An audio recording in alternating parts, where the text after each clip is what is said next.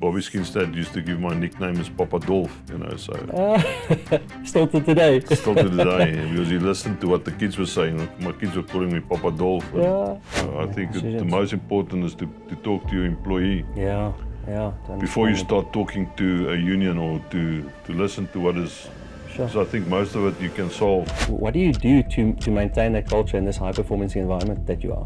Mental wellness. The physical wellness is there, contact sport, but I think the mental wellness is something that we can focus on a bit more. One thing about developing players and knowing they know outside there that if they want to get an opportunity, they must come to the Lions. Because they're going to get quicker opportunity to play on a higher level. Question, back when you were still coaching the Springboks, how would they describe you?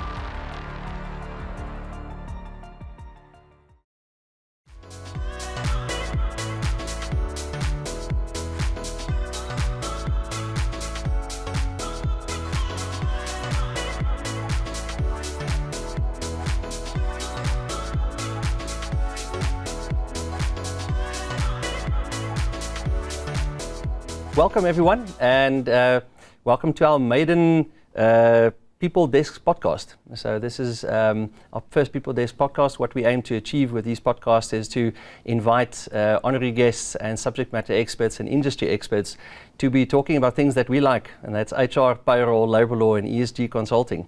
And today I've got a massive privilege to be having a guest speaker here with me today, who I'm going to introduce just in a second. And essentially, I'm sure everybody is going to know who this person is, but just for those that probably don't watch too much sport, we've got a legend in sport. We've got somebody that's played professional rugby. We've got somebody that coached professional rugby. We've got somebody that coached the Springboks. We've got somebody that is now working in executive management in the sports industry. And we've got a real family man here today. Without further ado, I've got Rudolf August Wilkins Straeuli. Rudolf, welcome today. Vaughn, thank you very much. Lovely to be with you, and thank you for DigiForte to invite me to your first maiden podcast. Yeah, thank you for your guidance as well today. You've done thousands of these, so please be patient with me today. Yeah, it's amazing. Rudolf, just your name as well. When I was doing some intel on you, I saw your name. I don't know if you maybe just want to tell us where those names come from. You are born in August. Johnny Wilkins playing rugby as well. Yeah, no, it comes from the era where you had to have all the family names, and I'm fortunate to have my father's one name is Rudolf, so he's Hans Rudolf. My grandfather on the one side, on the Swiss side, was Eugen August, and then my mom's maiden name was Wilkins. She comes from a Afrikaans family in the Western Transvaal, so my other grandfather on the other side was Jan Wilkins. That's incredible. It just shows you, how little we know of each other until we do some intel. And I must say, I've been doing some intel on you, and I've been stalking you a little bit, digitally though, so not in person. And I spoke to your previous executive assistant, and she gave me a bit of intel on you. And if you would let me, I would like to just quickly read this.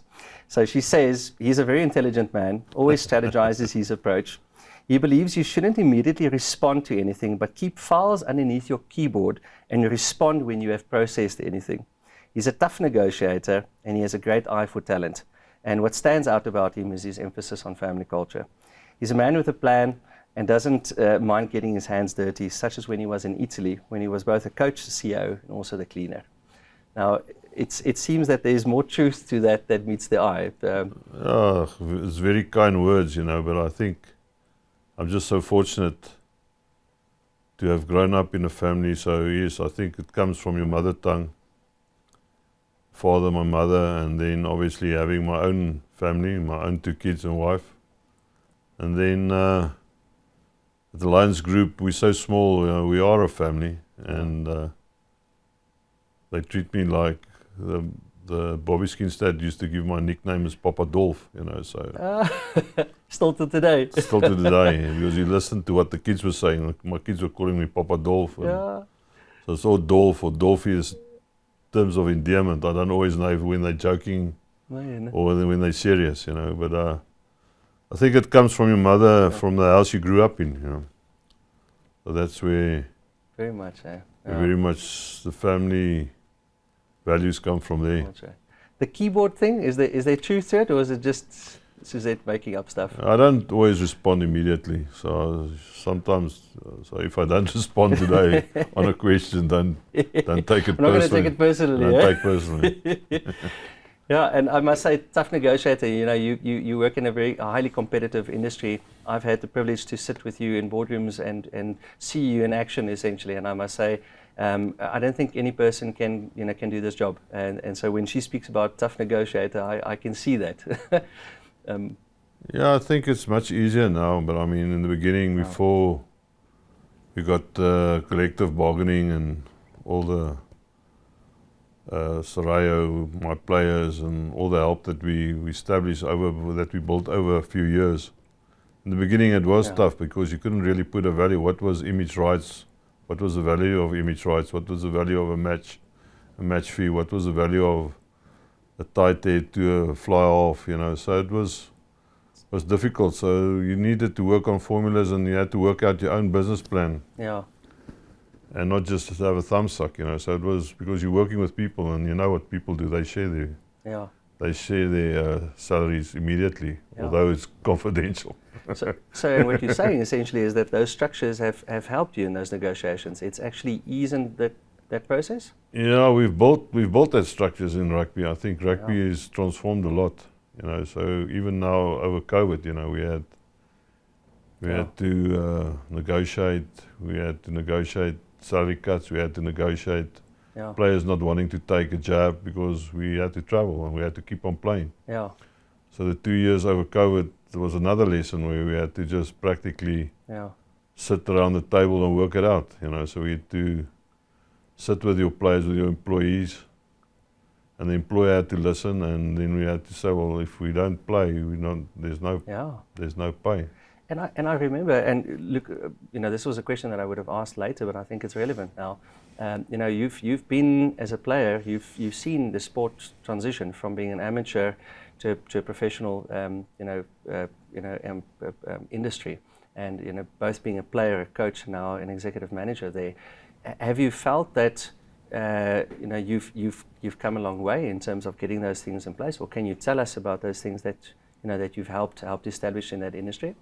Yeah, we had a crossroad again. You know, we were talking about selling commercial rights to foreign companies, so we had another crossroad. Yes. So I've been fortunate to be through the amateur era, whereas I mean we all grew up with rugby as almost like as a religion. Yeah. And you loved the sport, and you went there every Saturday, and you competed every Saturday, and there was a game for everybody, and everybody could play up to what level there was teams up to 12th, 13th team at school. So I mean it was less complicated because it was just the love of the game. Yeah. But I mean you had to still have player safety and all of that. So all those things, you know, you had certain amateur bodies that had to control the game. And then I came into the semi-professional era, and that was the era when we were we were in isolation. And because I had a Swiss passport, I could travel. And played in Italy, and I played in Wales, and I played in England. I was fortunate to see the world and to see South Africa from outside. Being way advanced to what we were at that point as well? Yeah, well, I think again, you know, 81 was that flower bomb tour. Yeah. I matriculated in 81, and that's when everything stopped. Yeah. And I went to New Zealand in 94, so I was 30 when I became a Springbok. In that period, was isolation, you know. So that was a semi-professional era when people started playing in Italy, and I played for the Lions or Old Transvaal on a Saturday, and then had a flight and played on a Sunday played in the Sunday in Italy because they paid you shoe money, you know, paid you underneath the table. Yes, I've heard that as well. Yeah. And but that was a handshake. It was no contract. Yeah, yeah. So I was fortunate to be in that era, and then after 95, obviously we went through serious negotiations, and that's how actually my players and Sarpa started. Yeah. And then after my players started, the CEOs were almost sort of out cold, and they got together employers and they formed Sarayo. That's employers organisation, which then started the negotiations between my players and the employer and the employee. So we were fortunate to go through that period, and if we didn't go through 95, I don't think we would have gone through that. Yeah, and it's interesting. So we transformed quite quickly. And why that is so relevant, we're obviously talking talent management today. From a talent management perspective, what is so interesting for me to see is, I'm aware of the historic issues that there were, in terms of, potentially not wanting, players not wanting to play, CCMA cases, and so forth and so forth. But it seems from my engagements with you that those structures have really helped you and have helped your industry to not only now bargaining collectively, but also sorting out those nonsense. Do you see that has transitioned, or that transition has helped? Yeah, definitely. I mean, I always believe in, downing tools is not a good thing. Yes. So I was one of 15 or whatever. Those days we were 17, 2 reserves that did not go down to play against. Were you one of them? I didn't know that. Okay. Eastern Province, and I'm not proud to say that because I don't believe that that's the way to solve it. Yeah.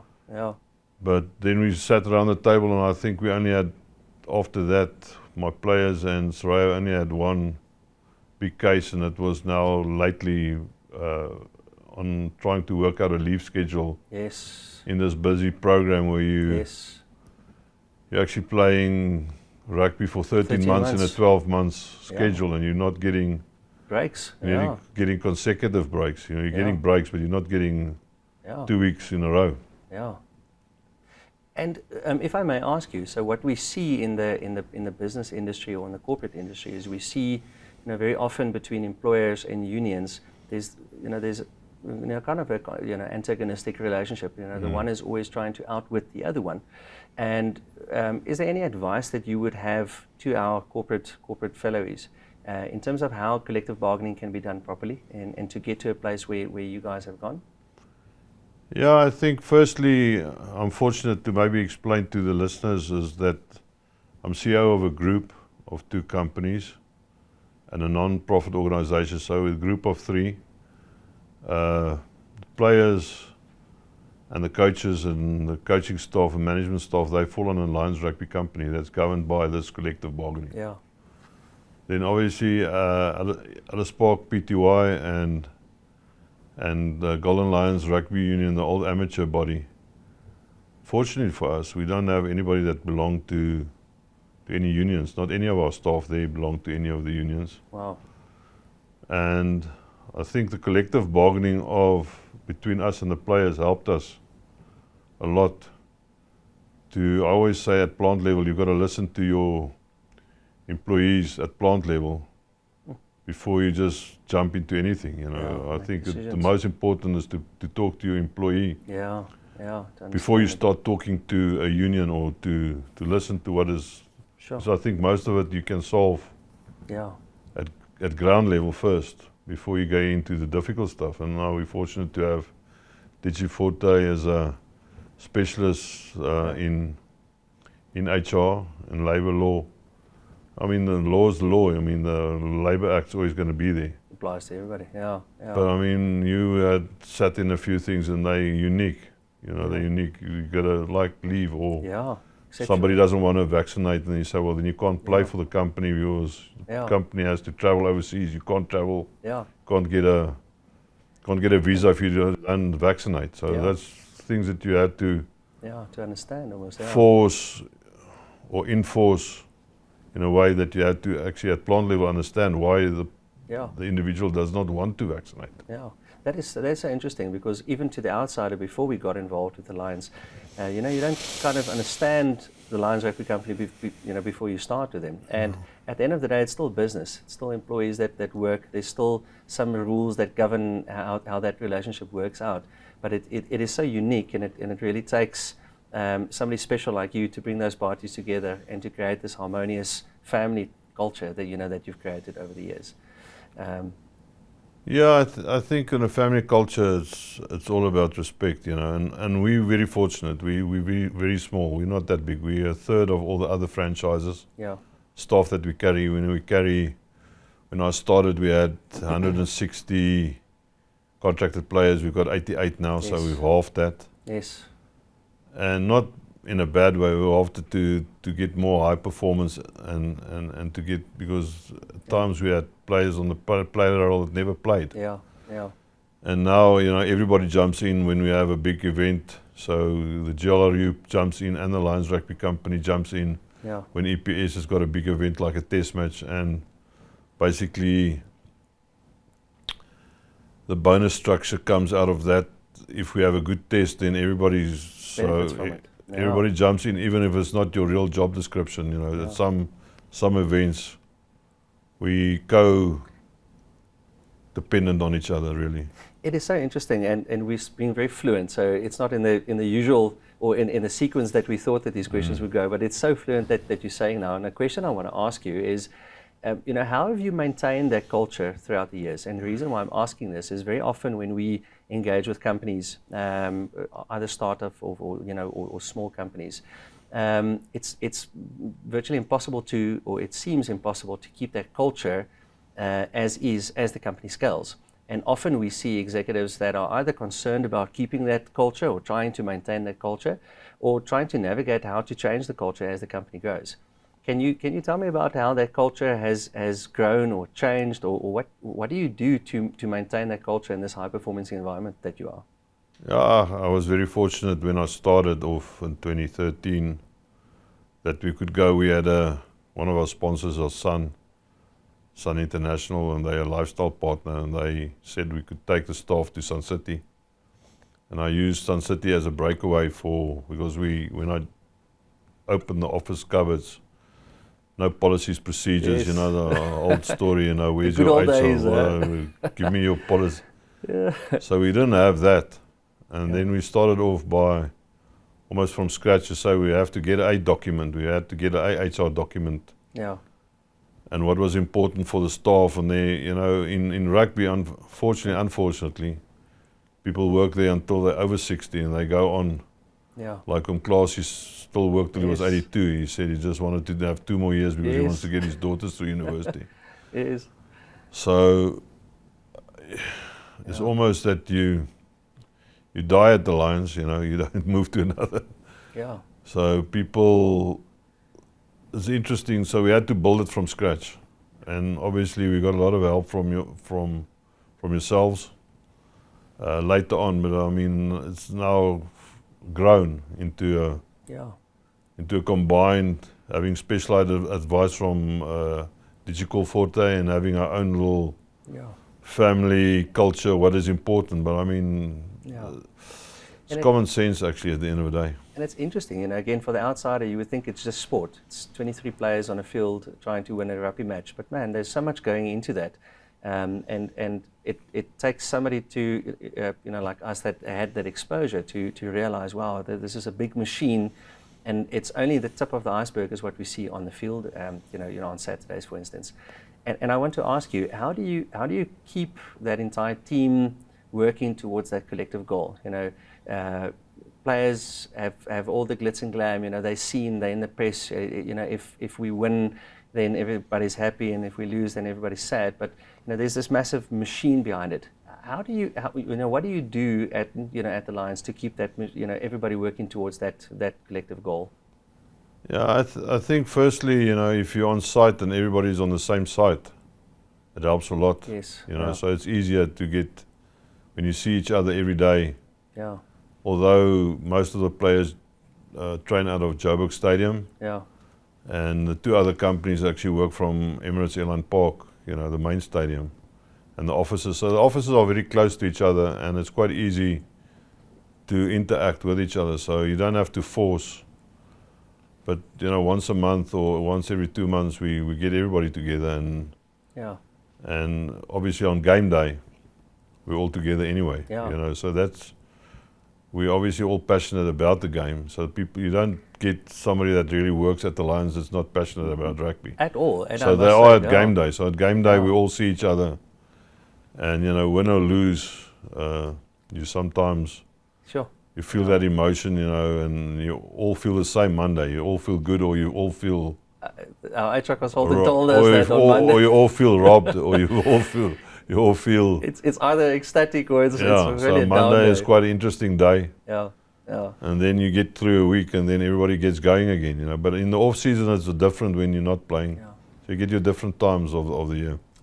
And it takes something to click that. You know, I think you're being very modest about your approach, but you know, for everybody to collectively work towards this goal, you know, we've seen it when we've been in that environment. Everybody understands their part in making that a massive success. And I must say, we, you know, a few years ago, we assisted a hospital client. We introduced the performance management system with them, and you know, we did the normal, you know, project, you know, in terms of KPIs and job descriptions and training the various departments and workshopping it and so forth. And what was so interesting to me at that one point, we engaged with the cleaning services section, and I remember it so vividly. So the one shop steward actually got up, and she said to me, Vaughn, but you know, but what is all this nonsense? You know, surely all this performance management doesn't apply to us, alluding to the fact that your clinical staff were the superstars of the hospital. And so one of the messages we tried to get across in our approach was that every single person is so important. You know, you can imagine if your health protocols are compromised, there won't be a hospital and there won't be nurses. And it's something that I think that the Lions have really mastered. You know, I think it's really amazing to walk in there and to see everybody understands their role and hence being so successful. Yeah, I think it's easy with players, and it's almost difficult to be a Yeah. player nowadays in the professional era. I mean, there's clips, there's video footage. Yes. You monitor training, you know, every step, every Sure. you know, heart rate monitors. There's everything is on you, and you've got a drone over every single training session. I can actually watch every single training session from my office. If I click onto Huddle, Sure. I can log into a training session and actually watch and monitor. So a player, I think nowadays it's very difficult to be a player. And it's amazing to hear the technology then, just in that. So there's a lot of Sure. technology in that. Analysis. But staff is still the same as any other business staff, you know, you've got to have your KPIs and Yeah.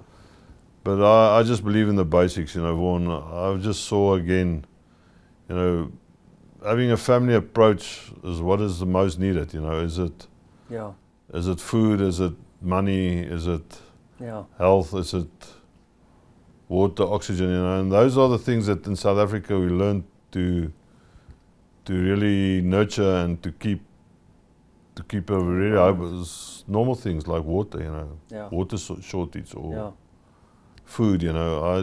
We kept everybody alive with meat and food through the COVID period because I just believe that we had to keep on going into the office. We had to keep on fixing the stain, keep on planting the grass. If we didn't, there was no venue, you know. We wouldn't have had offices. That would have just been dilapidated. And now the last test we opened the station again. So the station has not been open for 30 years. Yeah.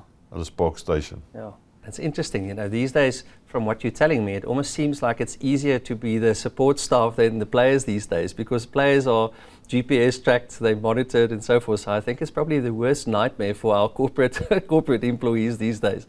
Nobody wants to do a fingerprint or be monitored on your teams or anything like that, whereas it looks like, you know, your sports or your professional athletes understand the value of that data and analytical approach to what you do. Yeah, it's very tough to be a player nowadays. Yeah, I can imagine. It'd be very tough, but also again they monitor each other. They also analyze each other. So I mean, technology is unbelievable what you can do nowadays to actually sit and analyze a team whilst they're playing, or you know, within 24 hours you've got all the stats. So there's no secrets in our game. And it speaks to that transition to professionalism. You know, if we talk about talent management, this would not have been possible 30 years ago. And 30 years ago, your coaching would have been so much different. You know, would you say that there are other elements in your human capital management that have transitioned significantly over the years? You know, that have gone from being amateur to being super professional now today? I think your healthcare has been. Oh wow! Yes. Wow. Wow. You got measurements on gum guards, on your HRA, and your head concussion, everything. You know, heart rate, heart monitoring, and an athlete almost doesn't get onto the pitch if he doesn't pass a medical. Yeah, you know exactly what's going on with him. Exactly what's going on with him. It would have been in the past, in amateur era, hide a few, you strap it yourself and Yeah. ice it yourself and almost not tell the doctor. Yeah, exactly. You know, so In business terms, what we're seeing now today is there's a massive focus on wellness. You know, we're seeing socioeconomic problems and stress and burnout and those things. And what we're seeing a massive focus, obviously, which everybody would know about, is wellness initiatives and to make sure that those are launched properly. But it's so difficult, you know, there's such a big part of an employee's life that is outside of the office. And although an employer would want to assist, you know, there's a massive element that you don't have control over. But with the Lions, you know, you've got your doctors, you've got your professional athletes, you've got your sports psychologists. There's just that holistic focus to try to prime, you know, your athletes for that 1 point of performance on a Saturday, which we sometimes see is lacking in the corporate environment. I think what's still lacking in South Africa is mental wellness. You know, Yeah. I think there's areas that you don't go or out of respect don't want to ask. Yeah. But, Stigmas attached to it. Yeah. I think in corporate and in sport, you know, mental wellness, you know, the physical wellness is there, contact sport, but I think the mental wellness, something that we can focus on a bit more. Needs assistance as well, and especially in the high-pressured environment that you are. I mean, the team now being abroad, coming back again, away from the families and so forth. But again, I want to, go to a question here. I read an article recently in the Harvard Business Review, and they were talking about, the making of a corporate athlete. And something that was exceptionally interesting for me in that article is it spoke about, as I said previously, you know, how much emphasis that's put on an athlete to prime them for that peak performance. You know, we talk about oscillation, we talk about visualization, sports psychology, nutrition, taking care of themselves, and so much training, you know, refining those skills, etc., etc. All of that with the ultimate objective to get that player 100% ready for performance on a Saturday. Whereas in the corporate environment, what we're seeing executives slogging 12, 15 hours a day. We're not taking care of ourselves. We're not training. We're not investing in mental wellness and techniques and so forth, which is kind of counterintuitive. You would think that we would have learned from the sports code in terms of how we can get our corporate athletes to perform at their peak. And a question I want to ask to you as Rudolf, you know, you being a player, transition to coach, transition to executive management, how do you cope with those executive pressures? Yeah, I've been fortunate, I think, you know, as a contact sport, we've been put through pressures, so you've come a long way in forcing your body through certain tough scenarios. Yeah. So I think physically you got it. But then, you know, later on when you start coaching, you learn that there's different areas as well that you have to. Yeah. And being executive now, you have to look at your cash flow. That's a different kind of pressure that you get. Yes, exactly. What players don't have that cash flow. That's Rudolf's problem. Yeah. and it's the business side of it. It's identifying. And again, I think it's all a talent ID or corporate ID of your athlete or your executive, or I think it's a team that works with you. You know, I'm very fortunate. I've got a very small team that work with me. Yeah.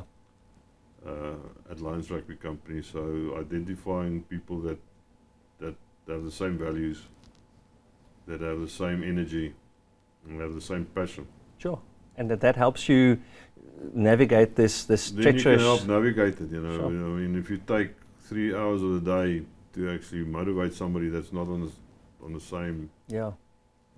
I think there again, you know, talent ID for me is one of my strengths, but I think in the office that's also important. You know, so it's your process that you go through. Everybody's got a master's degree or honors in that or whatever, but who do you appoint at the end of the day? Yeah. You know, you get 1,000 of letters on your desk when you advertise a post. Yeah. So I'm not a big fan of that. Yeah. I like to headhunt. Do you have a fairly traditional approach to managing your executive desk, or do you manage like you were a player back in the day? You know, do you invest in those sports discipline methodologies to help you cope and succeed and perform at your highest ability, or is there a shift? Is it totally different? Yeah, I think I'm a creature of habit, but also for me to have gone into, so we got onto you as well. Yeah. Get specialists to actually help you. I think the more you identify your weaknesses as well, or where there's potential weaknesses, Yeah. that can quickly Yeah. strengthen your hand. Yeah. And on that topic, something that's been so interesting. So when I was still a very young lighty, the Cheetahs always had this reputation of generating Springboks. We always spoke about, the Cheetahs was this environment. You would see this talent that they would produce, but it seems that skill or that prize or skill was, so forth, has gone to the Lions almost in a sense. These days, if you look at what we're seeing now with the rugby teams and with the Springbok team especially, just a massive amount of young players that are coming through schoolboy rugby, being identified and nurtured into these amazing rugby players. Is it something that you do intentionally, or is it part of that culture, or is it without divulging your IP to us here today? Is there something specifically you're doing? I believe that the Lions is a developing franchise. We develop players, coaches, staff for the rest of South Africa and the world. There's some of our players that was with abroad. us playing in Russia, someone's playing in America. Yeah. They're playing all over. So, when I went to the Sharks in 2000, we started the Sharks Academy in 2000 with 40 players, and our first international was Clyde Rathbone that played for Australia. Yeah. And I quickly learned there that you have to develop your own, and you have to get your development program going so quick as possible. You don't have that money to buy in. Yeah, amazing. So we don't have the money to buy in at the moment. We're developing players, and others pick some of our players off. You just got to keep them and get a good development or transfer fee for them. Yeah. But one thing about developing players and knowing they know outside there that if they want to get an opportunity, they must come to the Lions, because they're going to get quicker opportunity to play on a higher level. We had 3 teams in the finals, or 3 teams winning the league on the log. 1 winning the cup and 2 losing in the final after being league winners this season. And I think it's not just, it's not myself, it's the whole process that we follow at the Lions, where we do the holistic approach of feeding them, giving them housing. I always talk about the basics. Is there a roof over your head? Yes. Do you get a good health care? Do you get well fed? Good education. Do you have water and lights? Basic things. Yeah. We were still fortunate in the old days to do military training, but these youngsters don't have. They get bored out of school and they move from one school to the other to the next school. Yeah. And somewhere they've got to get a home base or somebody that actually looks after them and like I say, mentorship. Yeah. Mentorship is the biggest thing, I think. And is there something specifically that you do? You raise such an interesting point. Coming from schoolboy rugby, look, we've got amazing schoolboy rugby in our country, but that transition from schoolboy rugby to now you're part of a professional team. How do the young athletes cope with that transition to it's now a career? You're in the spotlight, and you've got to deal with all those outside influences. How do you guys deal with that? Yeah, we believe in mentors, and I think there again, we're fortunate in our group to have an unbelievable mentor in Altman Aller. Yeah. So anybody can walk into Altman's office and say, "Can you give me some business advice or whatever? I want to study this and that. Do you think this is a good business idea or not?" Yeah. And therefore, you have the balance of being a player studying. Most of them are studying through Witso Unisa or through UJ. We also have players that are studying through PUC because they play in our league, and we have some of them studying at Tukkies. So Joburg and Pretoria is almost linked to each other, so is Potchefstroom very close. So we believe in that they have to study something. Yeah. We just manage their subjects. We don't take all the subjects in 1 year. Yeah. Because we know in the second year they get loaded in the under 20 year. Yeah. We then almost work, helps them. we work that theory of the quicker you realize you have that personal relationship, again, it's on plant level, personal relationship with your lecturer or your professor, and he knows that you're playing rugby and he knows that you're not going to be there Friday because you're traveling. Yeah. Then he's got empathy with with your problem, you know. But if you're just a number, Yeah. how would you pass any subject? And then again, I think the biggest thing that we lack is the practical side, is to incorporate them quickly into business, to go and see how it's in the real world when you have a 9-to-5 job. Because the rugby side, you've got a program every day, is Yeah. your whole program is scheduled for you, Yeah. and you almost just have to follow program. Whereas when you get out of that rugby system, you've got to almost revamp yourself again a little bit, because you need to think for yourself. That's so interesting. Protected almost in that structure, almost. Very in a much sense. protected in that structure. Yeah. And yourself, in all our engagements, you've always been very adamant about life after rugby. You know, are you educating yourself, or what are you doing afterwards? I want to ask you a question. When you studied law, did you ever in your life think that you would be CEO of the Lions Rugby Company? No, I never thought that. Well, I never thought that. I actually, in the beginning, I wanted to go to America to do sports law. Sure. And if I think back, you know, it's that whole Jerry Maguire, show me the money, you know, Yes. that image rights, Yes. you know, so it's that whole story of, you know, we wanted to, we saw America as always the world play against Yes. themselves, and they're world champions, you know, Yeah. like world champions, basketball, baseball. I hope we don't have any USA viewers at this moment, but that's But, right, eh? you know, so, I mean, us becoming world champs in '95, who would have thought that we would be world champs Yeah. four times, Yeah. and we didn't play the 2 World Cups, and how we transformed the game significantly. So being that moment. into rugby and then going into law, it helped me with my contracts, but I think it just got me into a discipline as well. Yeah, but it's amazing to see at the Lions as well. You know, we always speak about succession planning and career development. If we look at Jacques, if we look at you know, we've got so many Julian. You know, so many players that have come through that have excelled and have been masters at the art and now doing something else. I think that's a great example to corporates and to business out there. You know what they should be doing, and again, testimony to you, you know, for seeing that and for developing that at the end of the day. Yeah, I think there's still, you know, everybody's got to improve himself, and I always say, look back at what would I have done better, or what would I have done differently. Yeah. For me, it's languages, you know, I had Latin, and I had German, and I can speak Italian. I can't speak 3 of the official languages in South Africa. Yes. And you're actually obviously working in South Africa. Yes. Yeah. I mean, I can't speak Zulu or Xhosa or Sotho. Yeah. And that, for me, I think if I would do it differently, I would have been a better coach. Do that time. I want to ask you, and I just want to go back to that talent management. There's a question I want to ask you. So, in that ultra-competitive environment where, I mean, players are snatched up internationally, you know, we nurture them, or we identify them, nurture them, train them, upskill them, and then they get snatched up. Is it all about the money? Is it all about rands and cents? Or is there something else that you feel that companies and corporates should also look at in terms of, you know, keeping and maintaining top talent? Yeah, well, you know, I always say monetary is important, and contract is important, and talent ID is important. Again, there's an old cliche, loyalty towards players, towards coaches, having patience in their growth. Sometimes you don't have that patience. You wanna move that process on quicker. Yeah. Then I think there we've been very patient in the Lions and in developing the players as well as the coaches. Yeah.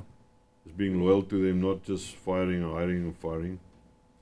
And then you get a bit of loyalty back again, you know. Yeah, that culture that you're building. So that then trust. somebody has to think he's got to leave and go overseas for 100,000 more. He stays. Yeah, yeah. Creating an environment where they can, where they can grow essentially. So, and I want to ask you about your under 19 accommodation program. You know, what have you done with that, and what are the benefits of that? Would you say? Yeah, I think firstly, if you say Johannesburg or Lions, first thing a mother says is, "Yo." Yes. You come Are you from sure? Louis Trichardt, you know. Yes. Joburg, you know. Yeah, your or parents Josie are like, or whatever. And they say, yeah. well, why are you going to Johannesburg? Yeah. And I say, you've got to embrace Johannesburg first, you know. And I mean, again, Doornfontein and Braamfontein is not a crime area. It's a poor area. Yeah. You know, we've just opened the station again after 30 years. Yeah. And you've got to embrace the place that you stay in your workplace. So we decided to build that accommodation. Sure. Make sure that they're safe. Make sure that they're close to what they're doing. And nowadays online, I mean, everything is on Teams. Technology, you can do your classes online. You don't have to go and travel to university. So you're close to the gym, close to the training field. Yeah. The problem that we have now a little bit is what do you do with them socially, you know, apart from them just watching on their own laptops, they watch everything on there. Yeah. As to interact socially with other people. And I ask that question intentionally because what we're seeing from an HR perspective these days is a lot of emphasis on salary benchmarking. You know, we can see from the clients we service that there's a massive competition for their talent and almost like this panic in terms of how am I going to keep my people. And what we've constantly tried to reiterate is that there's more to it than money, you know. But it poses a bit of a challenge with our younger workforce. I don't know if you see it with the juniors as well. You know, our younger. Definitely. So money is the thing. You know, but I think again, if you show them those old values, you know, you show them that loyalty. Some of them stay, and then you keep them. Then you keep them for life. And get the most out of them. And you know, the Lions again. You know, if we look at Jordan Hendricks, Jordan Hendricks are going to the Sharks now. I mean, he's an amazing player, and it's amazing to think that he's gone through your mentorship there at the Lions, for instance. But you also have to let go as well. You know, if you see somebody that's so true. really wants to go, you've got to let go. Then that's so true. You don't want to frustrate somebody within your structures. Sometimes some of them get that's so true. Snapped up, or you know, they get introduced to. Like I said, I wanted to study in America because I thought that was the place to go. Yeah. Now America is buying our coaches and players. Yeah. You know, to help them because they want to have the World Cup in America. They're actually trying to get our IP out. Yes, in preparation for that. Sure. So in a way, in South Africa, we were fortunate. We really transformed the sport. So rugby in South Africa is one of the sports in South Africa. It's really transformed. I mean, if you say from 95 or say 92 when we got independent again, from 92 to now, that we would have won the World Cup 4 times. Talking cheese. That we would have developed this industry that is actually a very successful industry. Yeah, not contributing to just South African rugby, but internationally. Internationally. That's what you're saying. On a lighter note, I want to go to the 24th of June, 1995. So on that particular day, I was a lightie stuck in front of their television, and we were taking on these monsters, being the All Blacks, best team in the world, unbeatable. And in our preparations, you know, you spoke about that Roger Whittaker song, and something magical happened on that bus. And Francois Pienaar, you know, and his team, and you guys did something very magical. Can you take us in that moment and tell us what happened there? Obviously, a great song, you know, and. You know, how do you know, people I always look at it a bit differently. They say, we united the country. I see it differently. I see the country united us as a team. We were players from all different provinces. Yeah. You know, we were fortunate to meet Madiba. We were fortunate to have a great coach in Kit Christie that's not with us anymore, and Morne du Plessis, manager. We had a really great leadership team, you know. So for me, in that process, the leadership knew exactly what to do, how to manage us, and how to keep that interaction. Because after the first game against Australia, we realized that there was a little bit of a bigger cause here.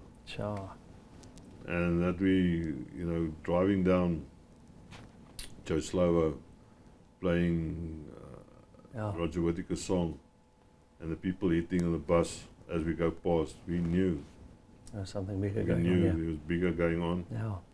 Almost knew. We always knew that we were going to win. You know, that's funny. That feeling, is it? Funny to say that. Wow. So it was a weird feeling.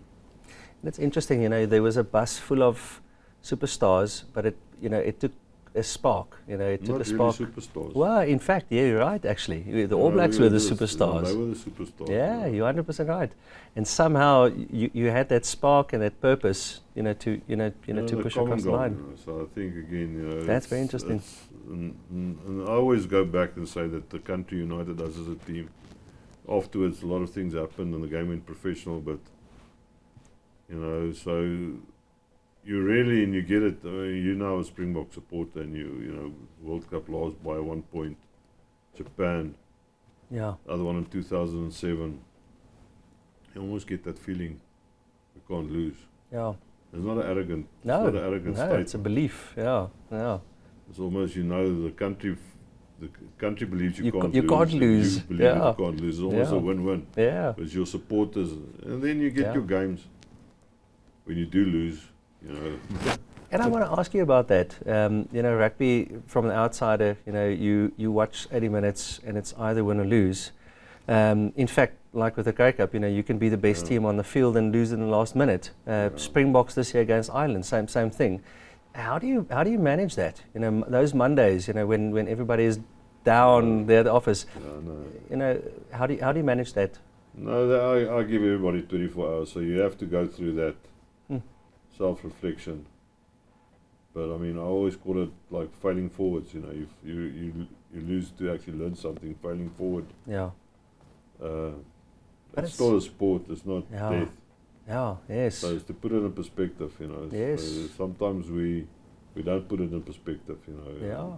In corporate I as mean, well. corporate Business as well. Yes. So you can be log leaders, lose the cup. You can be like the French, having you're hosting it in your own country And fall out. losing by 1 point. Yeah. So yeah. Just a question, in the eyes of your family and the people closest to you, who would you say is Rudolf Straeuli? Or who would they say? Sorry. I'm just dad. Okay. But again, I always look so serious, but I've got a lighter side, so Very much, yeah. we very much like to do things together as a family. And at the office as well, I'd like to say that I've got an open for everybody. Yeah. I'm a good listener. And very involved as well, eh? I mean, as a CEO, very involved with what's going on in the business. Sometimes too much involved.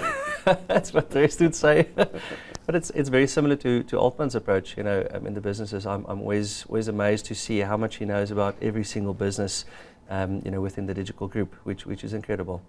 Yeah, I like to think that I know from ground level. I've sold programs, I've worked cleaning, security. So I know every aspect of your business. And nobody can hide there. And a question, back when you were still coaching the Springboks, how would they describe you? Yeah, like I said, their nickname was Papa Dolph. Was maybe a little bit young, energetic. A lot of them won the World Cup in 2007, would have liked to have won it in 2003. Yeah. I'm glad that I gave most guys their first cap, your John de Villiers, your John Smiths, starting their careers there, eh? Starting their careers Crazy. there. Yeah. Unfortunately, we didn't win in 2003. Yeah. I won in 2007, but it was a short stint, too short for me. I would have liked to have had a longer tenure, 2 years. So I was a little bit inexperienced. Incredible. And I want to ask you, so once you finished off in 2003 coaching, next venture for you was management. So you started there at the Sharks. But there's a 2-year gap between that and the Sharks. And in all my intel and spying on you, I couldn't find anything about that. So Bedford was it? Blues. Okay. I was in the UK. I played for Bedford, and then back in the day, and then Jeff Irvine asked me to come back to Bedford and director of rugby, and we won against Rotherham, Twickenham, and my goodness, Cheltenham Shield. But that was 2 years. It wasn't easy 2 years because the kids were in South Africa and they were schooling out of Durban. Staying here whilst you were there. I had to travel and stay here and travel. It was difficult. I mean, as a family man. National coach, after your tenure, you don't always get a job in South Africa. Yeah. And people tend to sort of not touch you. Distance, is it? And vastly different to what, I mean, you know, you finished off here and went over to that side. Vastly different in terms of how they manage their people and take care of their talent, or more or less the same to what we saw here? Yeah, I think we're just so spoiled with our school system, you know, Yes. that we've got diamonds coming through the school the whole time. Yeah, yeah, Whereas they almost taught Yeah. me that patience to hang a bit longer with somebody. yes, with specific players. Yeah, and it's so interesting. You know, we spoke about this 13-month season. You know that you've got now these days, and you know something that was so incredible with the Springboks. You know, we saw 50 plus players being introduced into that Springbok system. Do you think that that's also the future for Lions Rugby Company and URC? You know, is it much bigger squads? You know, to be able to manage that load. Well, again, you know, you have to stay within your budget, and Yes. on national level, obviously, they take budget, and Yeah, Rassie, you know, is fortunate. I mean, I could never play players from overseas, so we can play players from rest all over the world. You Which know. we're seeing with New Zealand. You can't, yeah, for the Lions, you can't say, well, listen, I'm picking my guy at Japan, I'm flying in this week, yeah. having a short Yeah. training session, and then Kwagga or Malcolm Marsh can play for Yes. the Lions again. You know, they're with the club. Doesn't work. Yeah, So bigger squads, I wouldn't say is managing them better and making Okay. sure that you plan everything. You plan their leave, you plan yeah. plan actually everything, and then Hmm. sometimes you're going to get a hit and a miss. I think the more, you know, we've got smaller squads, but we've put more management on them. So you have more S&C guys, more Okay. physios, more doctors. Okay. So look after them better. Yeah. And that's so interesting because that applies to corporate as well. You know, I think every single business at this point would say, "Wow, I can do with extra staff members," but you know, you've got to manage those budgets. You know, I think economically everybody's being cautious with their spend. So, and it's very similar problems, or not problems, Yeah. challenges that professional rugby teams face these Yeah, days. our travel budget is huge. You know, our travel and Yeah. logistic budgets to get are there. huge. Yeah. Just to get to the UK or to France or to Yeah. Italy or to Scotland. Yeah, that's crazy. And it just shows you again, you know, the synergy between sport. It's a business Yeah. at the end of the day. Lions as well, you know, it's not just rugby. You know, there's much more to the Lions Rugby Company than just rugby No, on it's Saturdays, different. eh? Yeah, Yeah, different. Staff are different, but again, I Yeah. always say at plant level, yeah, you need to know your people, you know, and that I think yeah, if you pick them, and yeah, I think it's, you know, do you give everybody? Do you start as a yeah, 6-month probation, or how do you handpick them? In sport, you don't, especially No. as a coach as well. You know, I always say a coach can have his wingman, because you have to have people yeah, that you believe in. If you appoint in 6 different coaches to work with a head coach that they don't get along with, Sure. you're not going to get happiness. So you got to quickly get the Yeah. compromise yeah, on who you're going to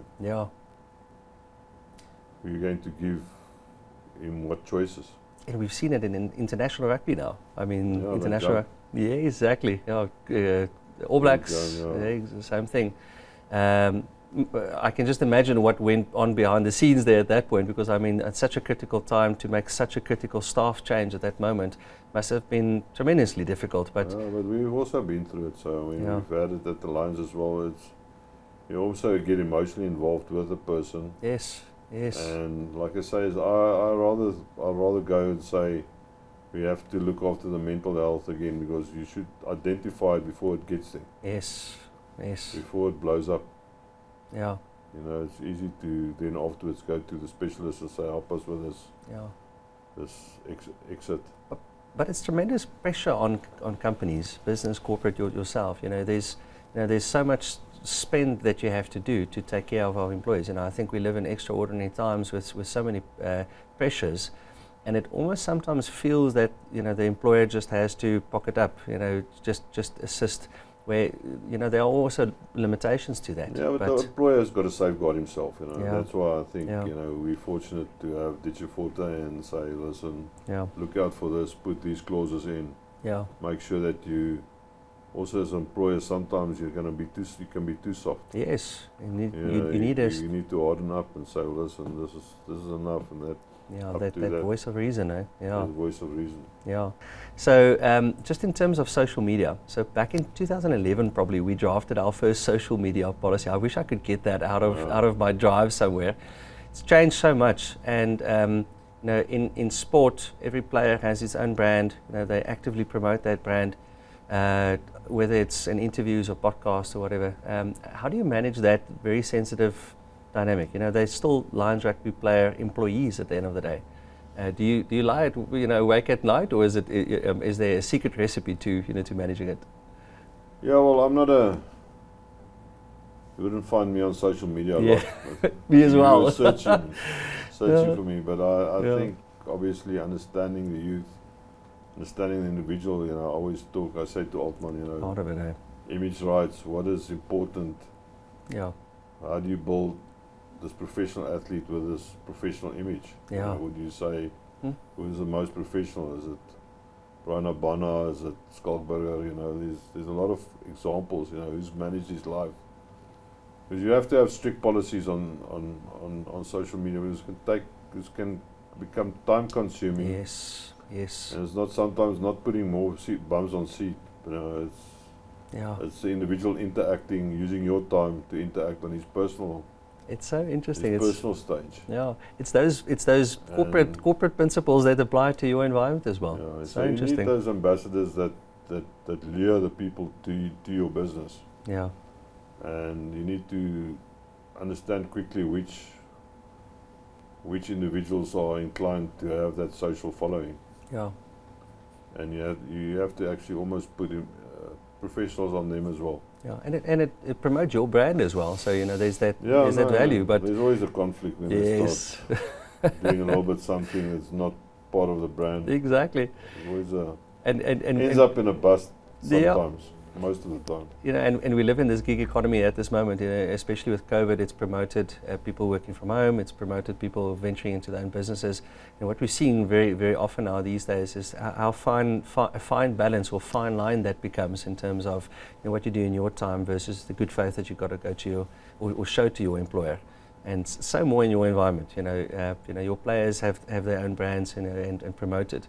But it's a tricky environment. I think you've got to employ somebody in your company or in your companies that manage it for you well, because I mean it is an important part of modern way of living. So I mean, you can't look past it. Yeah, and employment. Yeah. Last question I have is, which leadership skills, in your opinion, will be critical in managing high-performance employees in the future, especially with the way of work changing so much? We spoke earlier about technology and digital and all the different measurement tools and stuff you get, but I still believe, you know, most employment is communication, but I believe, you know, you've got to be a good listener. Yeah.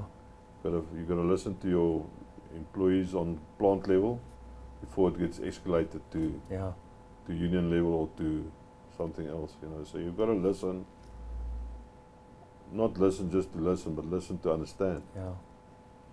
And again, we're so unique in South Africa. That's what makes it so great. What makes a great country. We're so unique.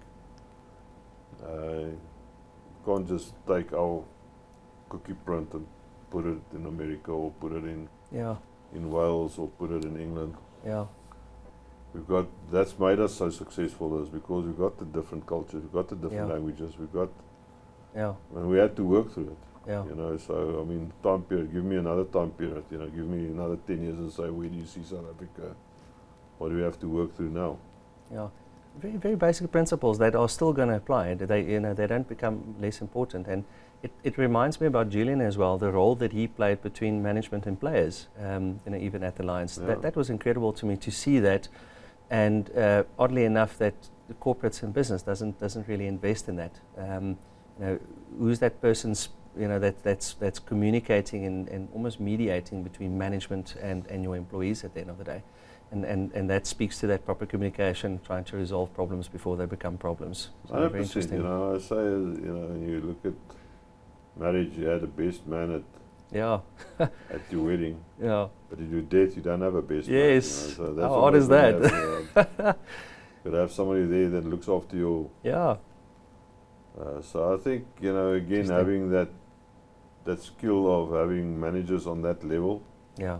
And mentors at that level, but also then to get the specialists in to say, well, listen, okay, you guys, there's a problem area, we've identified a problem area. Yeah.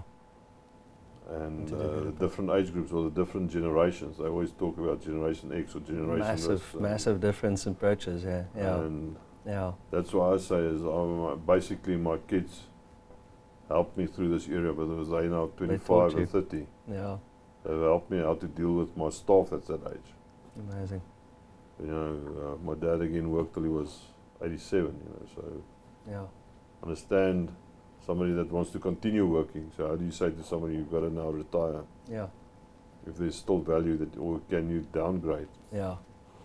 No, it's amazing. And what I'm hoping from this podcast is that our viewers would take some of the principles that sport has instilled in their companies and to take that back to corporate. You know, I think there's lots of lessons to learn, vice versa, and you know, for our future companies to be nurturing and priming these corporate athletes so they can you know, achieve their greatness.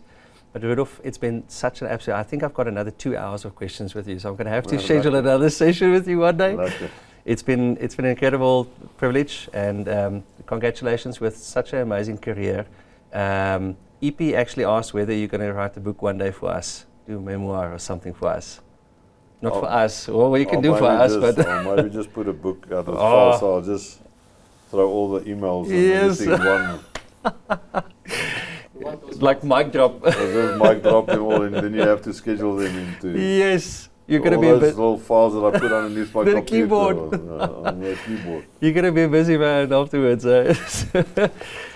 Rudolf, just to you and your family, hope you have a blessed festive season and beautiful Christmas season, and please travel safely, and I'll see you there in the boardroom one of these days again. Well, thanks for having me. Really appreciate it. Thank you very much.